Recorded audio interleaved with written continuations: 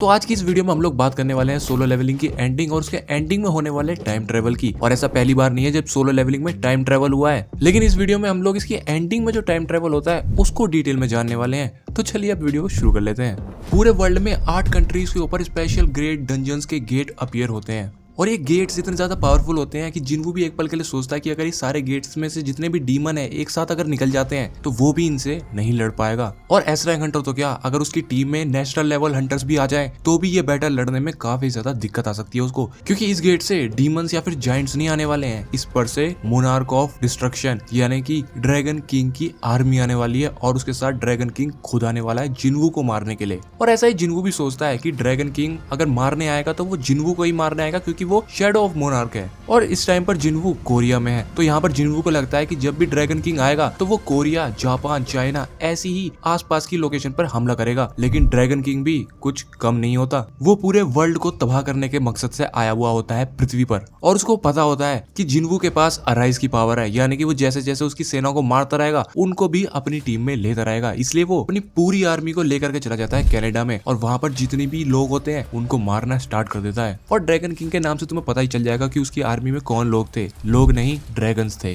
और फिर dragon king अपनी ड्रैगन्स की आर्मी को ऑर्डर दे देता है कि उनके सामने जो भी आए उन्हें खाक में मिला दें। इसके बाद हम लोगों को डेविड बेनॉन दिखाया जाता है जो कि फेडरल ब्यूरो का डायरेक्टर होता है। और जैसे उसको पता चलता है कि ड्रैगन किंग ने पूरे कनाडा को खत्म कर दिया है और उसका नेक्स्ट टारगेट अमेरिका पर होने वाला है, तो वो वहां पर बैठे हुए सिर्फ दारू पी रहा होता है और सोच रहा होता है कि अब तो ये दुनिया तबाह होने वाली है, इसको कोई भी नहीं बचा सकता। लेकिन इसके बाद जिन्वू वहां पर आ जाता है शैडो टेलीपोर्टेशन स्किल की वजह से, जो कि उसको डीमन किंग को मारने के बाद मिलती है, जो कि मैंने इस वाली वीडियो में आप लोगों को बताया भी था। और डायरेक्टर से मिलने के बाद जिन्वू कहता है कि मुझे वो रूइन स्टोन चाहिए जो कामिश के मरने के बाद तुम लोगों ने रख लिया है। इसके बाद डायरेक्टर कहता है कि ठीक है, मैं तुम्हें रूइन स्टोन दे दूंगा, लेकिन तुम्हें वो चाहिए क्यों? और इसके बाद जिन्वू कहता है कि वो मुझे काउंटर अटैक के लिए चाहिए, जब भी हम पर हमला होगा मैं उसको यूज करूंगा। और अगर तुम लोगों को कामिश के बारे में डिटेल में जानना है तो मैं तुम लोगों को सजेस्ट करूंगा कि तुम लोग मेरी ये वाली वीडियो जाकर के देख सकते हो। तो इसके बाद डायरेक्टर जिन्वू को फेडरल ब्यूरो के बेसमेंट में ले जाता है जहां पर उन लोगों ने रूइन स्टोन को रखा होता है। और उसके बाद डायरेक्टर जिन्वू से पूछता है कि आखिर ये रूइन स्टोन है क्या और इसका मकसद क्या है जो तुम इतने बेताबले हो रहे हो इसको लेने के लिए। इसके रिप्लाई में जिन्वू कहता है कि ये एक गिफ्ट है जो कि रूलर ने ह्यूमंस को हेल्प करने के लिए दिया है और हंट करने के लिए दिया है जब भी ऐसे बीस्ट पृथ्वी पर आएंगे। रूलर्स चाहते हैं हम अपनी पूरी ताकत से उन बीस्ट से लड़ें, इसलिए जब भी कोई बीस्ट मर जाता है वो अपने पीछे एक रूइन स्टोर छोड़कर जाता है जिसमें उसकी सारी की सारी पावर्स होती हैं। और इनको यूज करने के बाद ये पूरे वर्ल्ड में माना को रिलीज करते हैं और उस माना के रिलीज होने की वजह से ही पावरफुल हंटर्स और ज्यादा पावरफुल हो पाते हैं। और मैं तुम लोगों को बता दूं, रूलर्स ऐसा इसलिए चाहते हैं क्योंकि वो नहीं चाहते कि मोनार्क्स पृथ्वी पर आके तबाही मचाएं, और वो पृथ्वी के लोगों को इतना स्ट्रॉन्ग बनाना चाहते हैं कि वो मोनार्क से लड़ पाएं, जो कि माना की वजह से ही पॉसिबल हो पाएगा। इतना समझाने के बाद जिन्वू डायरेक्टर से एक हेल्प और मांगता है। वो कहता है कि मुझे तुम्हारा एक फेवर और चाहिए, जिसके बाद डायरेक्टर भी थोड़ा शॉक हो जाता है कि जिन्वू को अब दोबारा से क्या चाहिए। इसके बाद हम लोगों को नॉर्मा दिखाई जाती है और अब तुम सोच रहे हो कि ये नॉर्मा कौन है, तो फिक्र मत करो, तुम लोगों को भी मैं बता दूंगा। लेकिन जिन्वू को यहाँ पर देखने के बाद वो कहती है कि मैं किसी अनजान विजिटर को तो एक्सपेक्ट नहीं कर रही थी, वो भी इस टाइम पर, तुम यहाँ पर क्या करने आए हो? और इसके बाद जिन्वू कहता है कि मैंने सुना है तुम फ्यूचर देख सकती हो, है ना, तो मैं चाहता हूँ कि तुम मेरा फ्यूचर देखो और बताओ कि आगे क्या होने वाला है। तो अब मुझे नहीं लगता मुझे नॉर्मा को तुम लोगों को इंट्रोड्यूस करवाने की जरूरत है, जैसा कि जिन्वू ने खुद ही बता दिया कि नॉर्मा फ्यूचर देख सकती है। इसके बाद नॉर्मा पहले तो थोड़ा हिचकती है कि क्या उसे जिन्वू की हेल्प करनी चाहिए या फिर नहीं, लेकिन उसके बाद मान जाती है और जिन्वू से कहती है कि ठीक है, मैं तुम्हारी हेल्प करने को तैयार हूँ। लेकिन इसके बाद नॉर्मा कहती है कि तुम अकेले ही ये सब अपने कंधे पर उठाना चाहते हो? कोई एक व्यक्ति इतना भारी बोझ कैसे उठा सकता है? क्या तुम अपने आप को सैक्रिफाइस करने के बारे में सोच रहे हो? इसके बाद जिन्वू कहता है कि शुक्र है, इसका मतलब मेरा प्लान वर्क कर जाएगा। इसके बाद नॉर्मा कहती है कि शुक्र है, तुम कह क्या रहे हो? और इसके बाद जिन्वू एक बिल्डिंग के टॉप पर चला जाता है और वहां पर जाने के बाद कॉल लगाता है मिस चा को। और अगर तुम्हें नहीं पता जिन्वू और मिस चा के बीच में क्या चल रहा है, तो मैं तुम्हें सिर्फ एक ही हिंट दूंगा, जैसे कि नरूतो और हिनाटा के बीच में था। बाकी यार तुम लोग खुद ही समझदार हो। यहाँ पर आने के बाद जिन्वू मिस चा को फोन लगाता है और उनसे कहता है कि सॉरी, मैं काफी टाइम से थोड़ा बिजी था जिसकी वजह से मैं कॉल नहीं कर पाया। इसके बाद मिस चा भी कहती है कि जिन्वू, क्या ये सच में तुम ही हो? इसके बाद जिन्वू कहता है हाँ, और फिर कहता है कि हम जल्दी ही मिलेंगे। लेकिन इस पे मिस चा भी थोड़ी सी सैड हो जाती है क्योंकि पूरी वर्ल्ड एक बैटल फील्ड बन चुकी है इस टाइम पर और किसी को भी आइडिया नहीं है कौन जिंदा बचेगा और कौन मारा जाएगा। और इसके बाद हम लोगों को बैटल फील्ड में जाने वाली सारी अलायंस और टीम्स के नाम बताए जाते हैं जो कि इस बैटल फील्ड में एंटर करने वाले हैं। तो पहली होती है एशियन हंटर अलायंस, दूसरी होती है यूरोपियन हंटर यूनियन, फिर होती है अफ्रीकन गिल्ड कोलिशन, और फिर लास्ट में होती है the Chinese emergency response union. और इस बैटलफील्ड को हजारों करोड़ों हंटर्स ज्वाइन करते हैं। लेकिन इस सब का कुछ फायदा नहीं होता, क्योंकि जब तक ये कनाडा में पहुंच पाते तब तक ड्रैगन किंग कनाडा की आधी पॉपुलेशन को खत्म कर चुका होता है। और इसके बाद ड्रैगन किंग यानी कि जिसका नाम एंटारिस होता है, वो अब सोचते हुए कहता है कि मैंने तुम्हारे काइंड के लाखों करोड़ों लोगों को मार दिया है, अब तुम और कितना छुप करके रहोगे। इसके बाद जिनवू भी सोचते हुए कहता है कि चिंता मत करो, मैं वहां पर जल्दी ही आ रहा हूँ। तो यार इसके बाद जिनवू बैटलफील्ड को एंटर कर लेता है और इसके बाद हम लोगों को देखने को मिलती है जिनवू और ड्रैगन किंग की बैडेस फाइट। और यहीं पर ही हम लोगों का जो पार्ट 1 है इस वीडियो का वो कंप्लीट हो जाता है। और रही बात जिनवू और ड्रैगन किंग की फाइट की, तो वो मैं एक्सप्लेन करूंगा, लेकिन इस वीडियो में नहीं, क्योंकि अगर इस वीडियो में मैंने एक्सप्लेन करी तो ये वीडियो काफी ज्यादा लंबी हो जाएगी।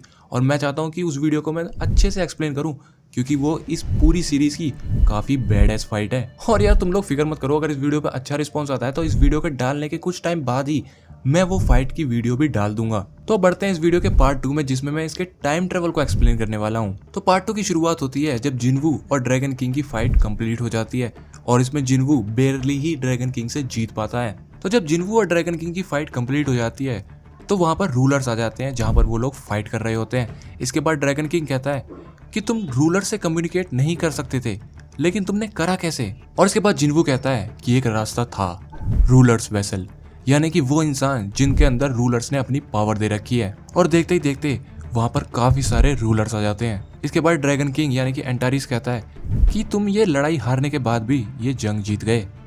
लेकिन इसके बाद जिनवू कहता है कि वो तुम ही थे, है ना, तुम ही वो इंसान थे जिसने सीक्रेटली ऑर्डर दिया था मोनार्क ऑफ व्हाइट फ्लेम्स और मोनार्क ऑफ फैंग्स को शैडो मोनार्क पर अटैक करने के लिए।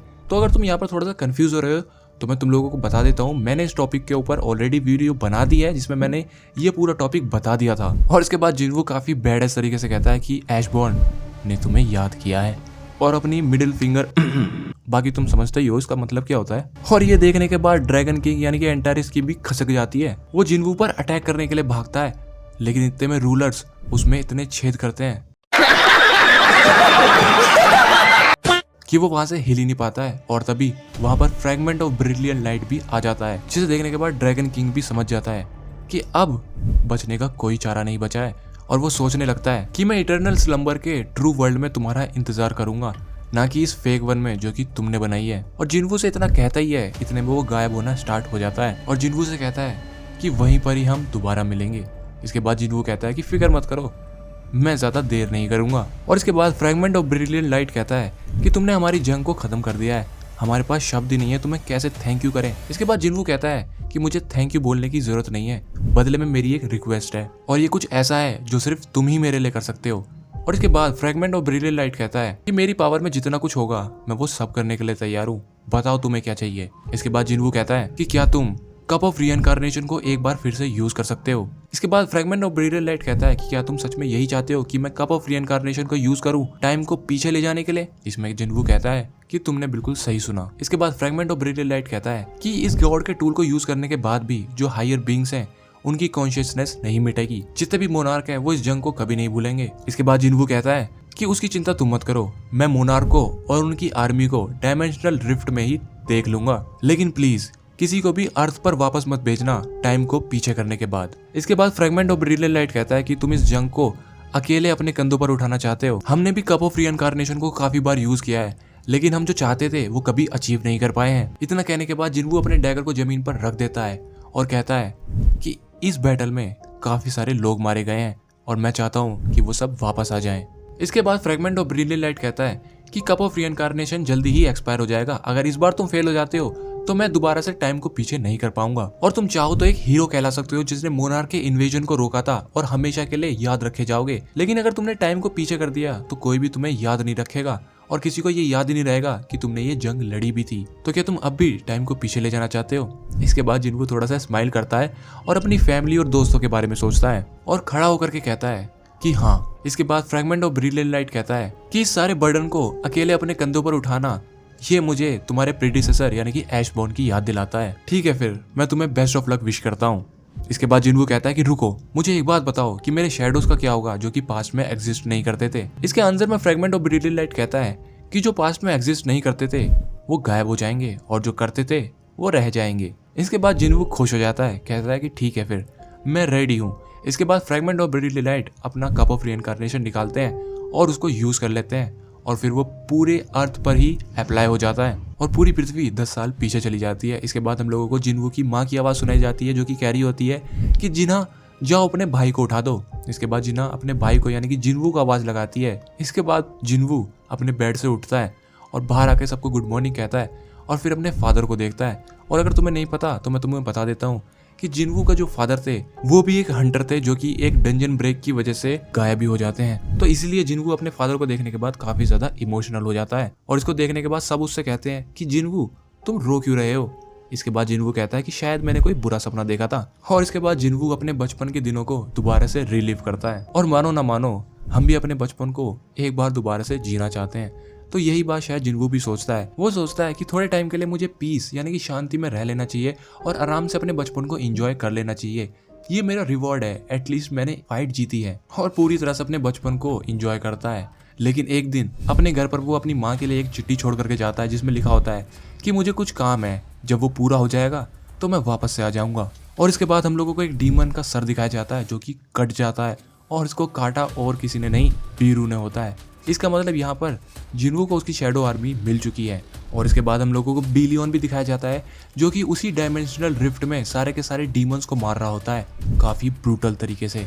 इसके बाद जिन्वू कहता है कि जितना टाइम मैंने यहाँ पर बिताया है मैंने सारी जंग जीती है मोनार्क के खिलाफ में और थोड़ा सा स्ट्रगल करने के बाद मैंने मोनार्क ऑफ ट्रांसफिगुरेशन को भी हरा दिया। और इस सब में ऑलमोस्ट 27 ईयर्स जा चुके हैं जब से मैं इस डायमेंशनल रिफ्ट में आया हुआ हूँ। बस मुझे अब ड्रैगन किंग और उसकी आर्मी को खत्म करना है। अच्छी बात तो यह है कि यहाँ का जो टाइम है काफी फास्ट चलता है अर्थ के कंपैरिजन में। इसका मतलब यहाँ पर जो 27 साल हुए हैं वो अर्थ पर 2 साल ही हुए होंगे। और इसके बाद जिन्वू अराइज बोलता है और अपनी आर्मी को बुला लेता है और अपनी आर्मी को लेकर के जाता है ड्रैगन किंग के कैसल में जहाँ पर उसकी लोकेशन होती है। और इसके बाद हम लोगों को ड्रैगन किंग दिखाया जाता है जिससे उसकी सेना कह रही होती है कि मोनार्क ऑफ ट्रांसफिगरेशन यानी कि योगोमंट को मार दिया गया है, यानी कि उसको हरा दिया गया है और अब हम चाहते हैं कि आप यहाँ से जितना दूर हो सके उतना दूर चले जाएं हमारे किंग। इसके बाद ड्रैगन किंग कहता है कि नहीं, मैं भागते भागते थक चुका हूँ, मैं यहीं रहूंगा और शैडो मोनार्क के खिलाफ लड़ाई करूंगा। इसके बाद ड्रैगन किंग कहता है कि मैं काफी ज्यादा इंप्रेस हूँ मोनार्क ऑफ शैडो, मैंने कभी इमेजिन नहीं किया था कि तुम कप ऑफ रीइंकार्नेशन को यूज करोगे टाइम को पीछे ले जाने के लिए। मैंने सोचा था कि हम इटर्नल स्लम्बर में मिलेंगे, लेकिन देखो